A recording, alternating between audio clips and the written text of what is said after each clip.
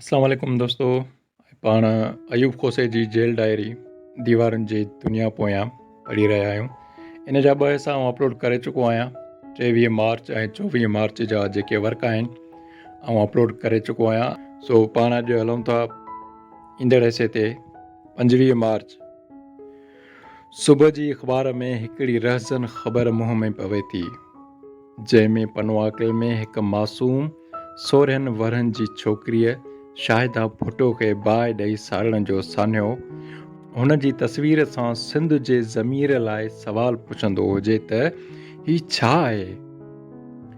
गुज़िरियल कुझु अयामनि में न्याणियुनि खे उघाड़ा करण जा वाक़िया ऐं क़त्ल आम जा सिलसिला ॿुधी ऐं पढ़ी इहो ई ख़्यालु अचे थो त ही सिंध में जेको लाड़ो शुरू थियो आहे ऐं जहिड़ीअ रीति औरतुनि जो वजूद भेलियो ऐं ख़तमु कयो पियो वञे, तंहिंखां बहितर इहो आहे त क़दीम दौर जे अरबन वारी रीति सिंध में पाबंदीअ सां मरवज करे न्याणियुनि खे ॼमंदे ई दफ़न कयो वञे।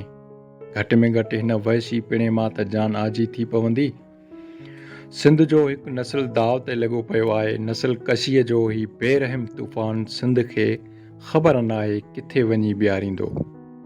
हालत इहा आहे जो असांजी हिन सिंध में ज़िंदगी लावारस थी चुकी आहे। इहो सभु हूंदे बि किथां को आवाज़, को एहतिजाज न पियो थिए।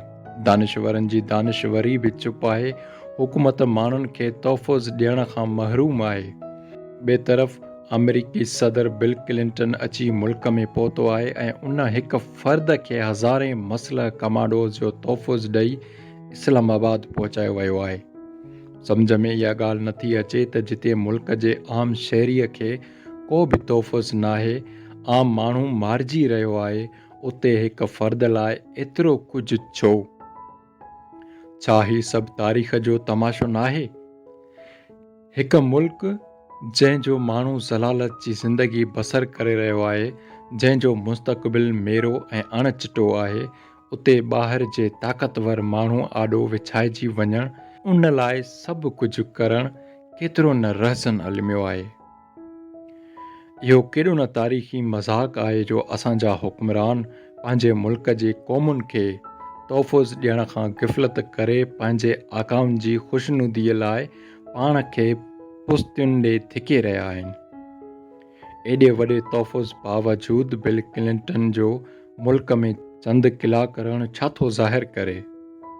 अमेरिकी सदर खे जेका सिक्योरिटी ॾिनी वई आहे, जेकॾहिं एतिरी सिक्योरिटी पंहिंजे मुल्क जे आम शहरीअ खे मिलियल हुजे त पोइ सान्या थियनि बि छो?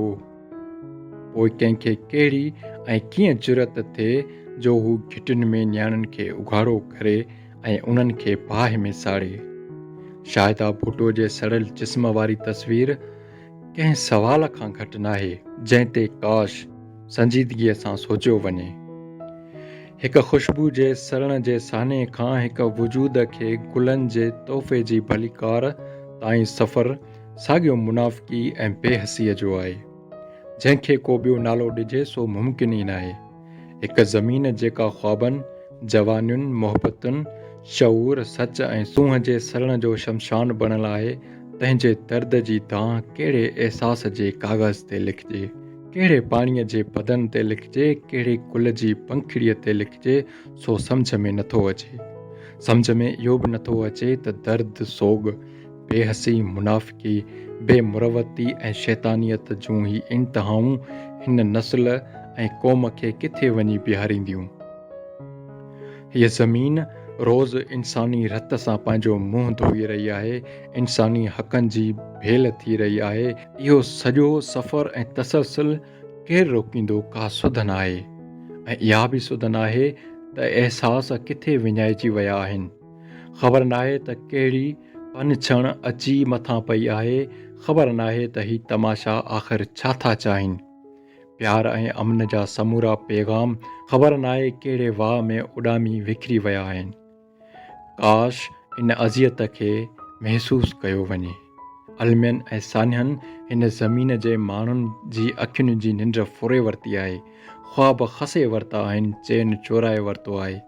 ॿिए तरफ़ ज़बानुनि जी ख़ामोशी उन तमाशे जी जेका हौसला अफ़ज़ाई कंदी रही आहे, इहो बेहस सानियो बयानु करण खां ॿाहिरि आहे। लॻे थो ही गैर संजीदगीअ जी बारिश वजूदनि जा घर ईअं ड्राईंदी रहंदी ऐं तारीख़ पछाड़ीअ में रुॻो इहो कलम बंदि कंदी त हिक ज़मीन ते चराईअ जो दौरो पियो ऐं हूअ पंहिंजा माण्हू खाई वई, पंहिंजूं जवानियूं विञाए वई, पंहिंजा गुलाब साड़े वई, पंहिंजूं मोहबतूं मारे वई ऐं कंहिं बि को बि एहतिजाज न कयो। आऊं शाम जी वीरानी जो चहिरो रस्ते ते हलंदे हलंदे पढ़ण जी कोशिशि करियां थो। हिकिड़ो चरियो कैदी भरियल साहनि सां डोड़ंदो मुंहिंजे भरिमां गुज़री वञे थो।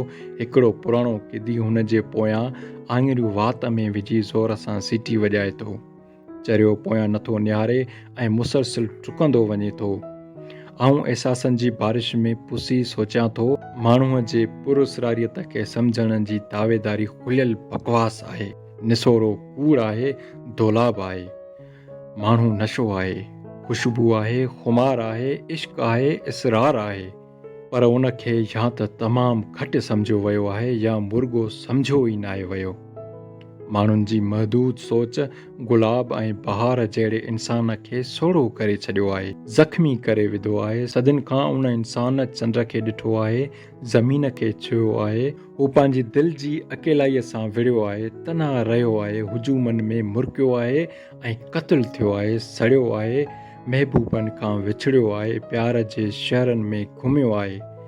इंसाननि जे उन सफ़र जी कहाणी एतिरी ई अजीब आहे जेतिरी हीअ काइनात अजीब आहे, पर तारीख़ जो वॾो सच ऐं सानियो उहो आहे त माण्हू नज़रियनि, ज़ाती अना, ज़ाती मिल्कियत जे चकर, मुफ़ाद परस्तीअ जे वकिरे में पाण में विढ़ी मुआ आहिनि। ख़ासि करे नफ़रती, मुफ़ादी, नज़रियाती वेड़ ऐं पोलगी इंसान खे इंसान सां वेढ़ाए परे कयो आहे ऐं दुनिया में इन करे ख़तरनाक जंगियूं बि थींदियूं रहियूं आहिनि, जिन जो नतीजो कंहिं तबाहीअ ते पूरो थियो आहे।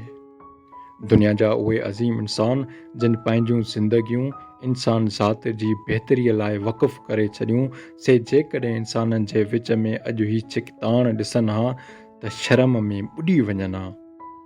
दुनिया में पेश कयल ताक़ती नज़रिया एटम बम खां वधीक ख़ौफ़नाक रहिया आहिनि। जिन जेका तबाही आंदी आहे उन ते पूरी तारीख़ शर्मसार आहे।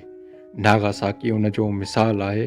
साॻीअ रीति के नज़रिया मासूम ॿारनि जहिड़ा बि रहिया आहिनि, जिन सां जेतिरो बि प्यारु कयो वञे उहो घटि आहे, पर माण्हूअ जे सख़्तु रवैये लाइ छा चइजे, जंहिं इंसान ज़ात जो जियापो दाअ ते लॻाए छॾियो आहे। दर्द जो हिकिड़ो डिघो सफ़र तारीख़ जे रस्तनि ते रुलंदो रहियो आहे, जंहिंजे जिस्म ते नज़र विझिजे थी त रूह रड़ी पवे थो।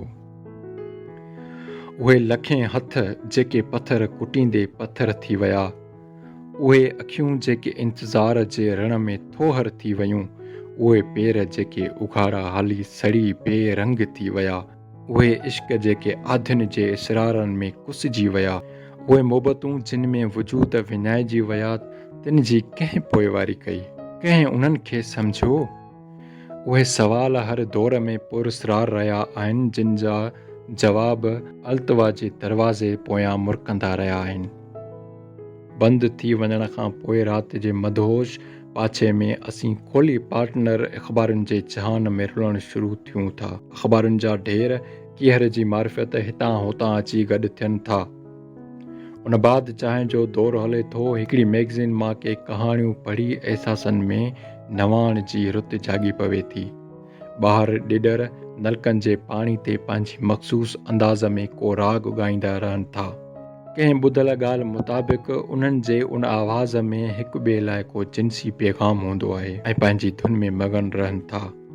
खेनि छा थो हासिल थिए, सा ख़बर ॼाणण जी ज़रूरत महसूसु नथी थिए, छो जो उहो उन्हनि जो बुनियादी हक़ आहे, पर इंसाननि जी दुनिया जो अलमियो उहो आहे त उन में इंसानी हक़नि खे तमामु घटि सम्झो वञे थो, ऐं उहो ई सबबु आहे जो दुनिया में एॾी वॾी अफ़रा तफ़री मौजूदु आहे। वक़फ़े वक़फ़े सां के यादगिरियूं भाकुर भरींदियूं रहनि थियूं, दिलि में हिकिड़ो जहान जाॻंदो रहे थो, जंहिंजी मधरता राति जी खिड़नि खे गुलाब बणाए छॾे थी। दोस्तो, अॼोको हिसो बि पंहिंजी पुॼाणीअ ते पहुतो। वधीक अव्हां सां मिलंदासीं 27 मार्च जे वर्कनि सां। तेसीं ताईं इजाज़त ॾींदा। अल्लाह हाफ़िज़।